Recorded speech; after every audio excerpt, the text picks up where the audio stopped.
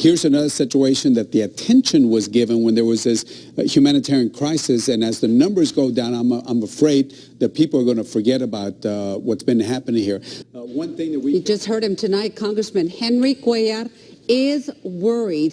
He's afraid the country won't take notice of the cycle along the border. A cycle of illegal immigrants crossing, a cycle of budget battles on Capitol Hill.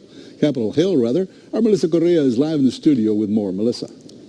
Channel 5 News uncovered the cycle in illegal immigration. Massive waves of Central Americans first started crossing in the 1980s. We saw another wave in the 1990s. And now this latest humanitarian crisis. The feds are saying it's calming down. Congressman Henry Cuellar says it's far from over.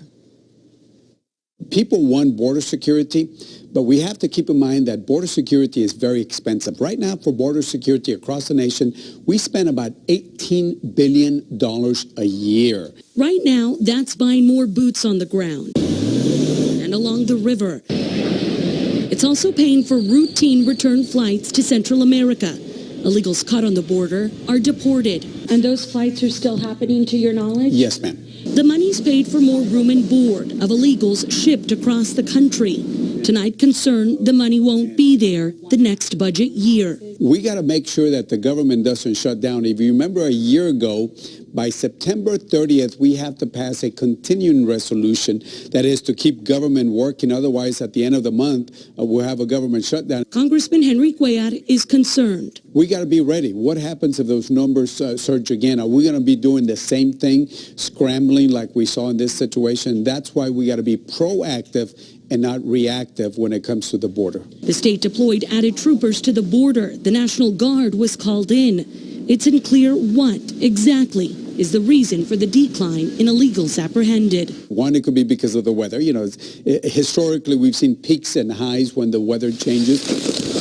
Cuellar's afraid a drop in numbers will paint a national picture. The border is getting better. It is frustrating in many ways. Historically, we've been neglected. Tonight, he has less than a month to figure out a plan of action. That the valley is not forgotten, that the border is not forgotten. So when Congress resumes in September, border security and its budget are a priority. I asked Congressman Cuellar about possible reimbursements for cities like McAllen that have reached into their own pockets to help with the humanitarian crisis. Cuellar says his office is checking with the state to see if Texas can pay McAllen back. You see, Texas received $25 million in Homeland Security funding.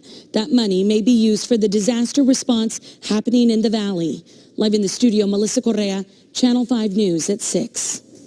A note to Melissa's report, Congressman Cuellar is vocal about President Obama's response. He's written letters urging the president for help, and Cuellar wanted Obama to visit the valley and see for himself the issues that our community is facing. The president declined a trip to the valley last month. Instead, he attended a fundraiser in Austin.